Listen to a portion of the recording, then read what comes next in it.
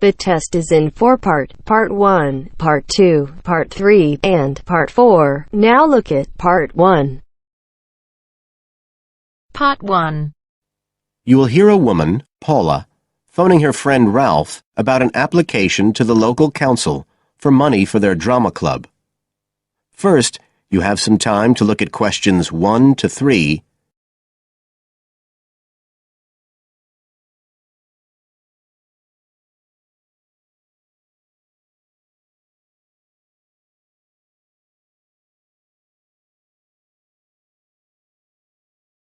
Now we shall begin. You should answer the questions as you listen, because you will not hear the recording a second time. Listen carefully and answer questions 1 to 3.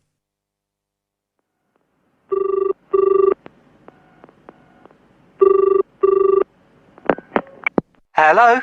Ralph, it's Paula. Hi.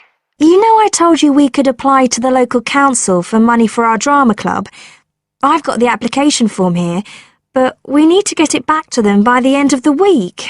I could send it on to you. You really ought to fill it in as president of the club, but I don't know if it'll get to you in time. Well, you're the secretary, so I expect it's okay if you fill it in. Yeah, but I'd really like to check it together. Right, that's fine.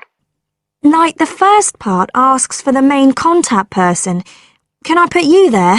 Sure. Right, so that's Ralph Pearson. Oh, and then I need your contact address.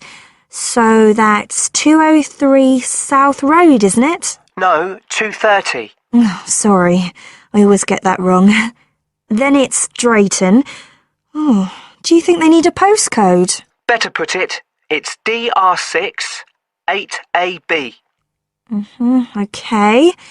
Telephone number.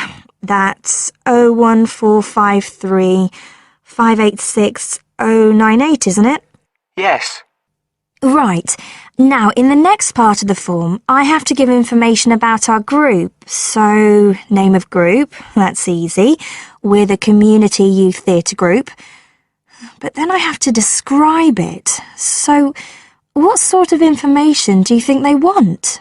Well, they need to know we're amateurs, not professional actors.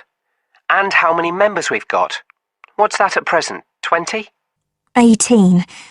And should we put in the age range? That's 13 to 22? No, I don't think we need to.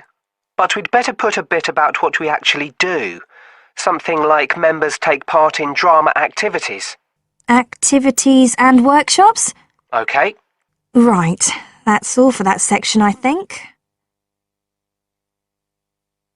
You now have some time to look at questions 4 to 10.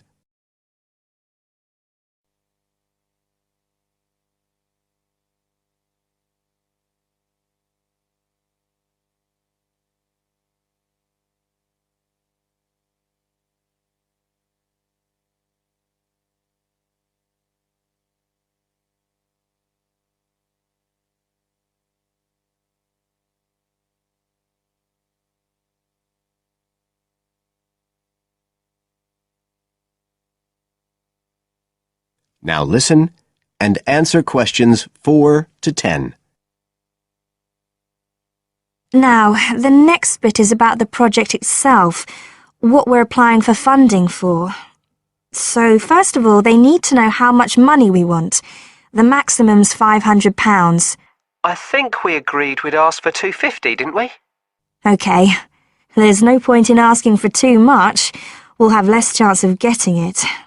Then we need to say what the project, the activity is. Right. So we could write something like, to produce a short play for young children. Should we say it's interactive? Yes, good idea. Right, I've got that. Then we have to say what we actually need the money for. Isn't that it? No, we have to give a breakdown of details, I think. Well, there's the scenery. But we're making that. We need to buy the materials, though. Oh, OK. Then there's the costumes. Right. That's going to be at least £50.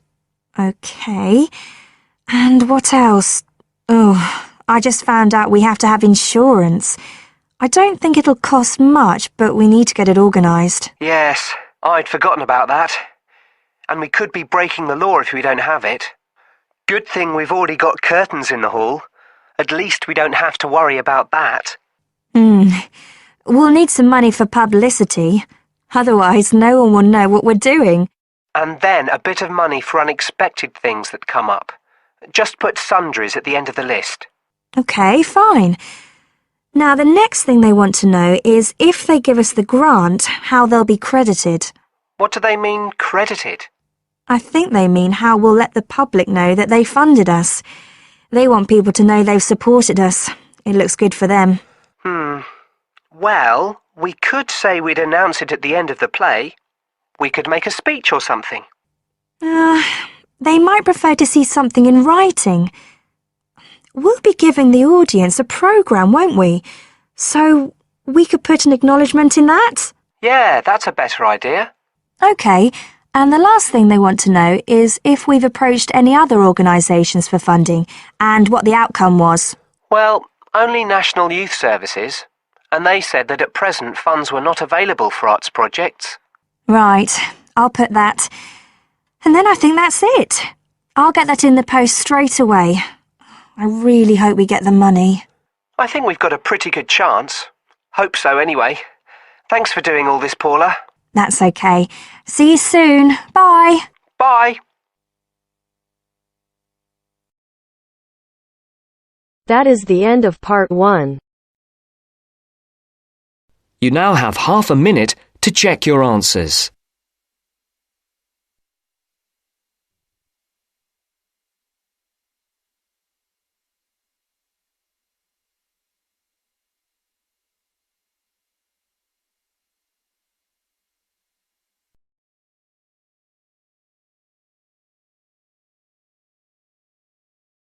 Now turns to part 2. Part 2. You have just arrived at the student hostel where you will live during the term. The manager is explaining the rules and another student is asking questions. Listen to the conversation and complete the form. First, you have some time to look at questions 11 to 16.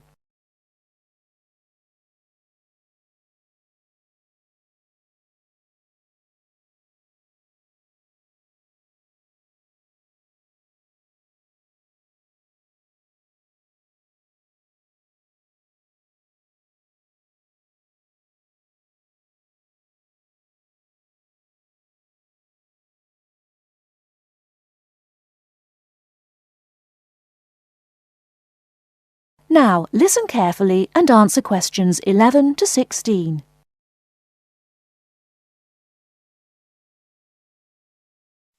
Excuse me, I want to ask you about the charges for meals. Are they the same as they were last year? No, I'm afraid they're not. We've managed to keep most of them the same, but we've had to increase the charge for breakfast. How much is it now? It's $2.50. It used to be $2. I see. What about lunch? It's unchanged, still $3. Does dinner still cost $3? Yes, it does. We've managed to keep the prices down this year, but the best deal is the 3-meal plan for $48 per week. We give you vouchers to present when you come into the cafeteria, and you get 21 meals for your $48. That works out to a little more than $2 a meal. The 2-meal plan is also at last year's rates of $36 per week. We give you vouchers for that too. My sister was in this hostel before me. I'm sure the hours for breakfast used to be longer. Yes, they were. They used to be 7 to 9:30, but to keep our expenses down, we made them 7 to 9. Lunch is the way it was, though. Hold on. Dinner, 6 to 7:30. Isn't that a change? Yes, it is, and in fact the form is wrong. It used to be 5:30 to 7:30, but now it's 6 to 8 p.m. 6 to 8 p.m. That's good. So, which plan would you like? I'd like to think about it, please. I need to check my lecture schedule. Before you hear the rest of the talk, you have some time to look at questions 17 to 20.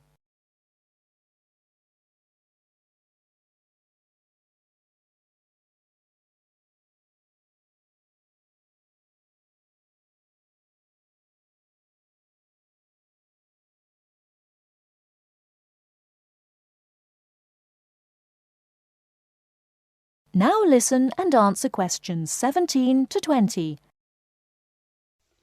Can you tell me how to get to my room, please? Of course.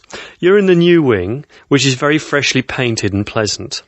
But I'm afraid you're going to have to go to a couple of other offices before you can have the key. You're in the admissions office now. Leave this office and turn right and go to the end of the hall. The last office is the fees office, where you can pay the balance of your room deposit. They'll give you a receipt. OK. After you've been to the fees office, come back past admissions. You'll see a very large room at the northwestern corner of the building. You can't miss it. That's the student lounge, and if you go in there, you can meet some of the other students and see who'll have a room near you. That's good. Can I get a cup of coffee there? Yes, there's a vending machine in the corner. Then go to the key room, which is opposite the lift and next to the library. Show them your receipt, and you can pick up your key there. My luggage was sent on ahead. Do you know where I should collect it? The box room is next to the women's toilet. You'll have to get the key from the key room. Thank you. That is the end of part 2. You now have half a minute to check your answers.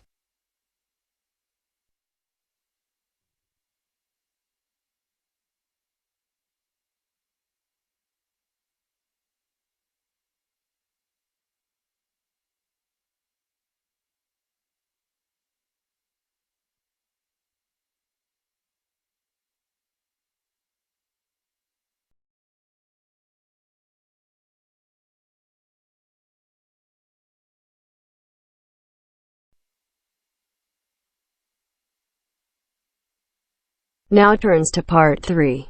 Part 3. You are going to hear a lecture about the Miners Hotel. First, you have some time to look at questions 21 to 24.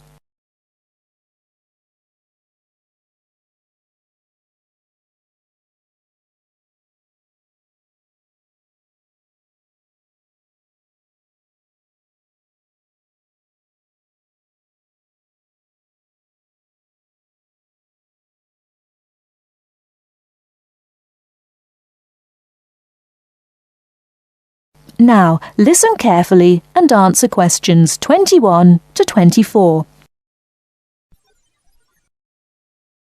Good evening and welcome to the Miner Hotel. We are pleased to have you as our guest. I will give you a brief information session to tell you everything you need to know to make this a pleasant stay. The Miner Hotel was built in the 1850s, during the Gold Rush period, also nicknaming our state the Golden State. People from all over the country and even from other countries came to seek their fortune here in these hills, creating cities overnight. In this city, many Gold Rush hotels soon opened up. This particular hotel was built in 1851, but was destroyed during an earthquake. It was rebuilt in 1995 to recreate the feel of the Gold Rush, complete with articles and actual photographs from during the 1850s. Our hotel is divided into 2 buildings, one called the Gold Tower and the other is named the Fortune Tower. You will be staying in the Fortune Tower on the 25th floor, complete with great views of the city. Your room is the best room in the hotel, complete with private living room and hot tub. Here is your room card. On the card it will say FT, meaning Fortune Tower. On the bottom of the card it will say 2515. The 25 stands for the 25th floor, and the 15 stands for the 15th room on that particular floor. Before you hear the rest of the talk, you have some time to look at questions 25 to 30.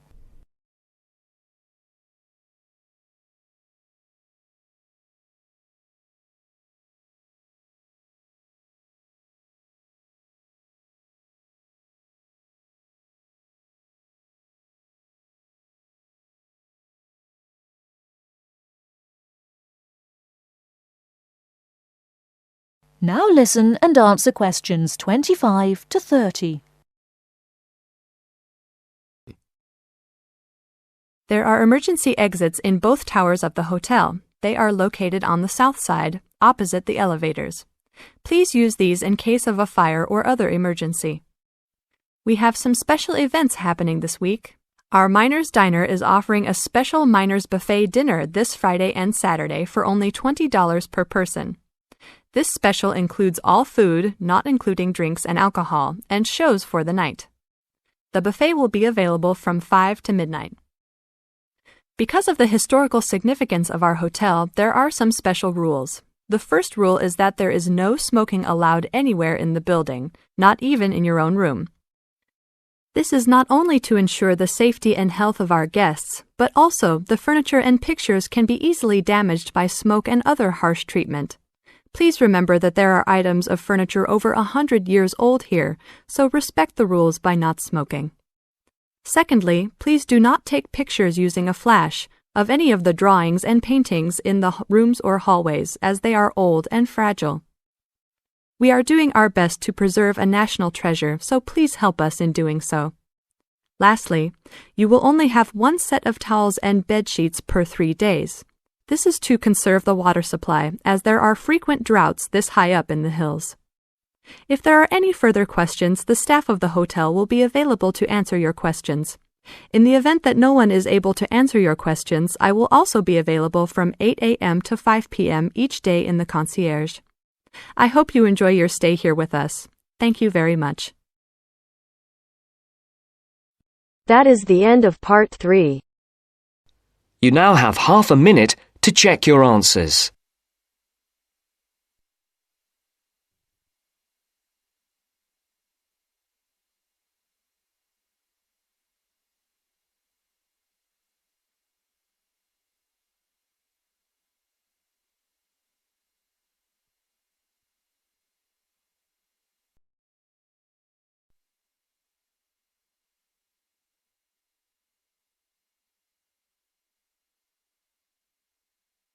Now turns to part 4.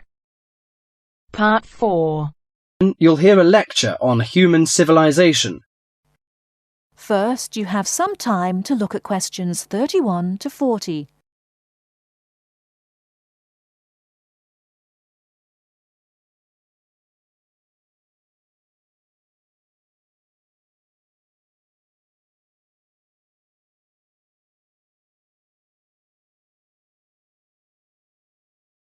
Now, listen carefully and answer questions 31 to 40. Today in our History Series lectures, Professor Smith is going to introduce the history of human civilization. Welcome, Professor Smith. Good afternoon, ladies and gentlemen. Do you know when human civilization originated? And what's the development of human language?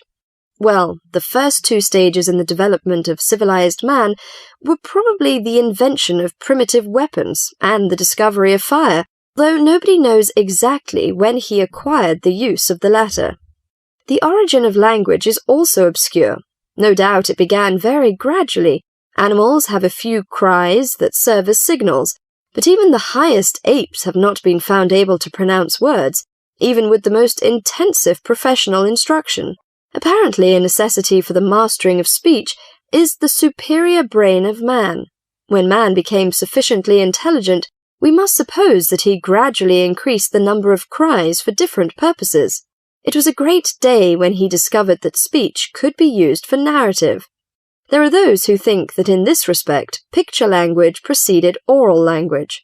A man could draw a picture on the wall of his cave to show in which direction he had gone, or what prey he hoped to catch. Probably picture language and oral language developed side by side. I'm inclined to think that language has been the most important single factor in the development of man. 2 important stages came not so long before the dawn of written history. The first was the domestication of animals. The second was agriculture. Agriculture was a step in human progress to which, subsequently, there was nothing comparable until our own machine age. Agriculture made possible an immense increase in the number of the human species in the regions where it could be successfully practiced. These were, at first, only those in which nature fertilized the soil after each harvest. Agriculture met with violent resistance from the pastoral nomads, but the agricultural way of life prevailed in the end, because of the physical comforts it provided. Another fundamental technical advance was writing, which, like spoken language, developed out of pictures, but as soon as it had reached a certain stage, it was possible to keep records and transmit information to people who were not present when the information was given. These inventions and discoveries, fire, speech, weapons, domestic animals, agriculture, and writing, made the existence of civilized communities possible. From about 3000 BC until the Industrial Revolution, less than 200 years ago, there was no technical advance comparable to these. During this long period, man had enough time to become accustomed to his technique and to develop the beliefs and political organizations to appropriate it. There was, of course, an immense extension in the area of civilized life.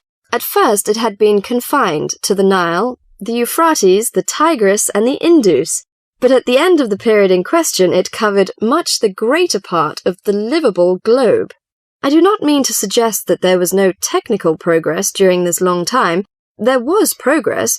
There were even two inventions of great importance, namely gunpowder and the mariner's compass, but neither of these can be compared in their revolutionary power to such things as speech and writing and agriculture. That is the end of part 4. You now have half a minute to check your answers.